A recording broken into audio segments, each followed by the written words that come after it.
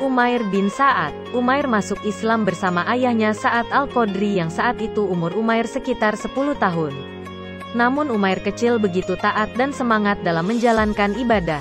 Suka berada di barisan saf terdepan saat salat berjamaah. Pada saat perang Qadiriyah, ayah Umair syahid. Kemudian hidupnya pun menjadi yatim yang susah. Adalah Julas bin Suwaid bin Samit menikahi ibunya Umair. Sehingga Umair pun berkecukupan. Pada saat 9 Hijriah, Rasul menginstruksikan untuk bersiap dalam perang Tabuk menghadapi tentara Roma. Umair begitu bangga melihat banyak kaum muslim yang bersemangat. Seperti Utsman bin Affan yang menginfakkan ribuan dinar untuk persiapan perang. Atau seperti Abdurrahman bin Auf yang menyerahkan 20 ukiah emas. Namun, saat melewati sekelompok orang, Umair mendengar seseorang berkata seandainya orang itu benar, Nabi Muhammad Shallallahu Alaihi Wasallam, tentulah kita lebih jelek dari keledai. Umair sangat marah mendengar perkataan itu. Perkataan yang menghina Nabi Muhammad Shallallahu Alaihi Wasallam. Namun ia juga bingung ketika akan mengadukannya kepada Nabi. Karena yang berkata demikian adalah ayah tirinya Julas bin Suwaid. Akhirnya ia melaporkan hal tersebut kepada Nabi. Nabi lalu menyuruh seseorang untuk memanggil Julas dan menanyakan kebenaran berita yang disampaikan oleh Umair. Namun Julas berkata anak itu berbohong ya Rasul. Aku bersumpah dengan nama Allah, bahwa aku tidak pernah berkata begitu. Umair pun menangis karena ia yang berkata benar. Beberapa orang melihat Umair sebagai anak durhaka. Namun Rasul bergantian melihat wajah Umair dan Julas. Umair pun berkata lirih, Ya Allah, turunkanlah saksimu. Seketika Nabi terdiam sambil memicingkan mata, pertanda turun wahyu padanya. Maka turunlah Quran surat At-Taubah ayat 74. Artinya, mereka bersumpah dengan menyebut nama Allah, bahwa mereka tidak mengatakannya. Sesungguhnya mereka telah mengucapkan perkataan kekafiran, dan telah menjadi kafir sesudah memeluk Islam. Dan mereka memutuskan apa yang tidak dapat mereka jalankan untuk membunuh Nabi Shallallahu Alaihi Wasallam, menghancurkan Islam dan kaum muslimin. Mereka mencela Allah dan Rasul-Nya. Tidak lain hanyalah karena Allah telah mencukupi mereka dengan karunia-Nya. Tetapi jika mereka tobat, itulah yang paling baik bagi mereka. Dan jika mereka membelakang, niscaya Allah akan menyiksa mereka dengan siksaan yang pedih di dunia dan akhirat. Dan mereka tidak mempunyai pelindung dan pembantu di muka bumi. Quran Surat At-Taubah ayat 74. Seketika Julas langsung bergetar dengan bunyi ayat tersebut. Aku tobat ya Rasul. Akulah yang berbohong. Aku bertobat. Mohon ampun. Lalu Nabi berkata pada Umair, telingamu nyaring nak, sampai-sampai Allah membenarkan ucapanmu. Itulah gambaran Umair kecil. Ketika dewasa, Umair menjadi orang yang suka berada di barisan terdepan saat diumumkan perang karena ia bercita-cita mencari syahid. Waktu berlalu, saatnya Umar menjadi khalifah saat itu. Penduduk Hims sangat rewel terhadap beberapa gubernur yang ditunjuk oleh Umar untuk memimpin di sana. Lalu Umar bertanya kepada beberapa sahabat, kira-kira siapa orang yang tepat untuk menjadi gubernur di sana. Akhirnya diputuskanlah Umair bin Sa'ad untuk menjadi gubernur. Umair langsung menolak ketika dipanggil menghadap Khalifah Umar. Ia lebih suka mencari syahid daripada harus menjadi gubernur. Namun Umar memaksanya dengan berat. Ia pun meninggalkan keluarganya di Madinah dan pergi ke Hims Syria. Ia membeli sepetak tanah dan mendirikan gubuknya di tengah masyarakat. Ia mengumpulkan rakyat dan berbuat adil dalam menarik zakat, dan membagikan kepada yang membutuhkan. Intinya, rakyat Hims sangat menyukainya. Setahun berlalu, Umar cemas karena Umair bin Sa'ad tak jua melapor hasil zakat atau semacamnya.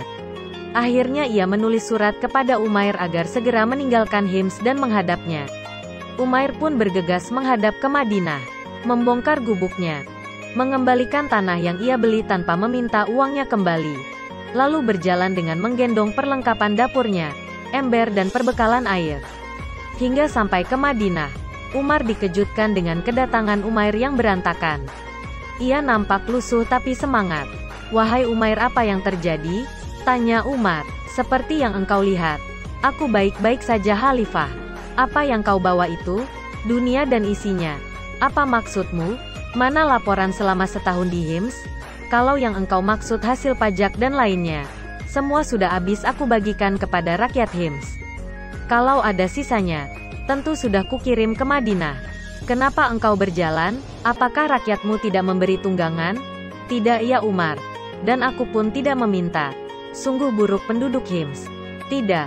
Itu hak mereka ya Umar. Umar pun tertegun dan membuat perpanjangan untuk Umair kembali menjadi gubernur. Namun Umair menolak dan meminta untuk pindah ke pinggiran Madinah bersama keluarganya. Umar menyetujuinya. Umar masih penasaran dengan kehidupan Umair. Lalu ia mengutus Al-Harits untuk melihat keadaannya dan menyuruh memberi 100 dinar bila kehidupannya sulit. Maka Al-Harits pun berangkat. Ia menjadi tamu di rumah Umair. Umair sangat menghormati tamu. Ia menyediakan makanan yang terbaik yang dimilikinya meskipun hanya memiliki roti yang terbatas untuk keluarganya. Di hari ketiga, ia berkata kepada Al-Harits bahwa ia takut tidak lagi bisa menghormatinya dengan baik sebagai tamu karena sudah kehabisan bahan makanan. Al-Harits pun akhirnya memberi 100 dinar kepada Umair dan mengatakan ini pemberian khalifah. Umair menolaknya. Lalu istri Umair berkata, "Terimalah Umair.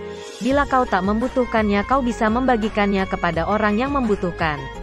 Umair bingung di mana meletakkan uang tersebut. Lalu istrinya merobek sedikit pakaiannya untuk meletakkan uang tersebut. Al-Harits pulang ke Madinah. Umair pun habis membagikan seluruh uang tersebut kepada yang membutuhkan. Ketika Umar bertanya kepada Al-Harits mengenai uang tersebut, Al-Harits menjawab tidak tahu. Mungkin hanya 1 dinar yang ia ambil untuknya. Akhirnya Umar mengirim surat agar Umair segera menghadap. Umair meninggalkan 2 sak gandum untuk keluarganya sebelum berangkat. Ketika sampai dan Umar bertanya, "Kau apakan uang 100 dinar tersebut?" Umair hanya menjawab itu adalah haknya. Dan ia sudah membelanjakan uang tersebut untuk masa depan ketika uang tidak lagi laku. Sudah habis dibagikan kepada fakir miskin. Umar sangat tersentuh dan memberikan Umair 60 sa gandum dan 2 helai pakaian. Umair menolak, hanya menerima 2 helai pakaian untuk istrinya. "Aku sudah meninggalkan 2 sak gandum untuk keluargaku ya Umar. Itu sudah cukup. Aku terima 2 helai pakaian ini untuk istriku." Karena ia hampir telanjang karena pakaiannya sudah lusuh. Umar pun merelakan Umair kembali pulang. Saat Umair meninggal, Umar sangat sedih dan berkata, "Aku butuh orang seperti Umair bin Sa'ad untuk membantuku membangun masyarakat." Semoga Allah meridai Umair bin Sa'ad. Dia adalah seorang tauladan yang harus ditiru dari sekian banyak orang. Ia juga merupakan seorang murid yang istimewa dalam asuhan Rasulullah Muhammad SAW. Terima kasih yang sudah menonton video-video kami. Semoga dapat terhibur dan menambah wawasan kalian.